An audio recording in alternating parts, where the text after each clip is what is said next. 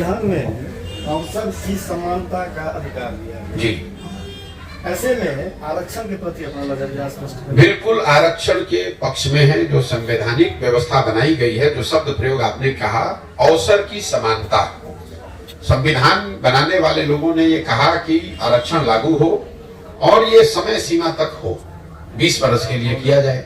क्यों कहा? क्योंकि उनकी सोच थी कि 20 वर्ष में अवसर की समानता सबको मिल जाएगी। अवसर की समानता क्या है? अवसर की समानता सिर्फ नौकरी नहीं है। अवसर की समानता ये भी है कि सबको एक तरह के विद्यालय में पढ़ने का भी अवसर मिले। अवसर की समानता ये है कि कोई बच्चा भूखा भी न सोए।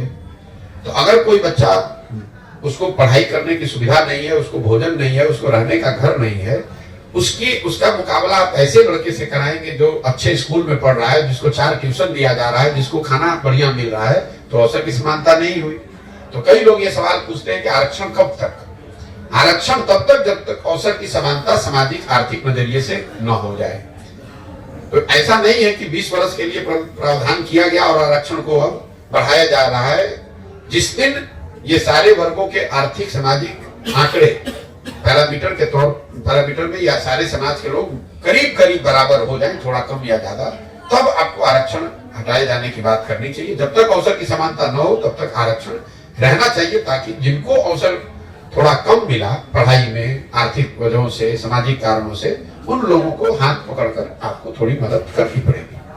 सर, हाल ही के दिनों में अभी जो विधानसभा चुनाव, और दूसरी एक और बात महत्वपूर्ण आप लोग समझिए, ये बिहार में जो आरक्षण का जो भूत चलाया जाता है, दायरा बढ़ाने, तो इसका भूत आप समझिए क्या है। टोटल सरकारी नौकरी में बिहार के 1.57% लोग ही हैं। चपरासी से लेके मुख्य सचिव तक सबका संख्या जोड़िएगा तो वो है 1.57%। जो बिहार की आबादी है उसका 1.57% ही सरकारी नौकरी में है। तो अगर आप उसमें आरक्षण का दायरा बढ़ा भी दीजिएगा तो कुछ हजार लोगों को फायदा होगा। 98.5% जो आबादी है वो तो उस दायरे में आती ही नहीं है, वो सरकारी नौकरी में है ही नहीं। तो आप आरक्षण चाहे 100 कर दीजिए, उससे कैसे उसकी गरीबी दूर होगी? इस संदर्भ में हम आपका नजरिया जानना चाहते हैं, आपका क्या? मान लीजिए आप आएंगे, हमारा नजरिया हमने आपको बता दिया। जो भी संविधान के अनुसार व्यवस्था बनाई गई है वो व्यवस्था होनी चाहिए, लेकिन मेरा नजरिया ये है कि समाज में सुधार तब होगा जब इनको अवसर की समानता शिक्षा में दी जाए, अवसर का समानता भूमि में दिया जाए, अवसर की समानता पूंजी में दी जाए। दलित परिवार के बच्चे, जो अति पिछड़े परिवार के बच्चे हैं, उनको पूंजी भी दी जाए ताकि वो रोजी रोजगार कर सके। उनको बच्चे को अच्छे स्कूल में पढ़ाया जा सके ताकि वो आगे जाकर कम्पीट कर सके। उनको भूमि दिया जाए ताकि वो अच्छी खेती किसानी कर सके। सिर्फ सरकारी नौकरी में अगर आप आरक्षण करेंगे और दूसरा कुछ नहीं करेंगे तो इन समाज को उसका फायदा नहीं मिलने वाला है। और ये बात जो सरकार ने अभी जातिगत सर्वेक्षण कराया, ये इन्होंने अपना मुंह पर खुद कीचड़ लपेट लिया।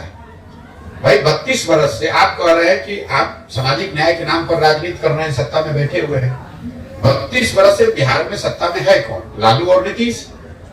तो अगर इन वर्गों के साथ अन्याय हुआ, इनको वो लाभ नहीं मिला, ये वंचित रह गए, तो इसका दोषी कौन है? जो सत्ता में बैठे हैं। तो लालू नीतीश को ये जवाब देना चाहिए कि 32 वर्ष सामाजिक न्याय के नाम पर राजनीति करने के बाद, 32 वर्ष इनके नाम पर, इनके वोट से राजा बनने के बाद आपने इनके लिए क्या किया? ना उनकी आर्थिक स्थिति सुधरी, ना उनकी शैक्षणिक स्थिति सुधरी, ना उनको सरकारी नौकरियों में उनकी संख्या बढ़ी। अब फिर आप कह रहे हैं कि इसको 50 से 65 से 80, आप जो करना है कर लीजिए। भाई जब वो आदमी चला गया मजदूरी करने बॉम्बे में, तो आप बिहार में सरकारी नौकरी में कितना भी आरक्षण दे दीजिए। ये तो समाज को मूर्ख बनाने का प्रयास है। आप देखिए बिहार में जो सरकार है, नौकरियों की बात छोड़ दीजिए, बिहार सरकार का बजट है 2,46,000 करोड़। 60% उस बजट का वाले जो विभाग हैं वो सिर्फ 2 आदमी के पास है, नीतीश कुमार और तेजस्वी यादव। तो भाई आप पथ निर्माण विभाग किसी अति पिछड़े को दीजिए, गृह मंत्रालय आप किसी मुसलमान को बनाइए, किसी दलित को दीजिए। उनको रोक कौन रहा है आपको? और अगर कोई नहीं रोक रहा है तो इसका मतलब है कि आप ही दोनों लोग तो मिलकर सबका हक मार रहे हैं। क्या वंचित, क्या अकलियत, क्या दलित, क्या सवर्ण, सबका हक मारकर 2 आदमी बैठा है, वो है नीतीश कुमार और लालू यादव।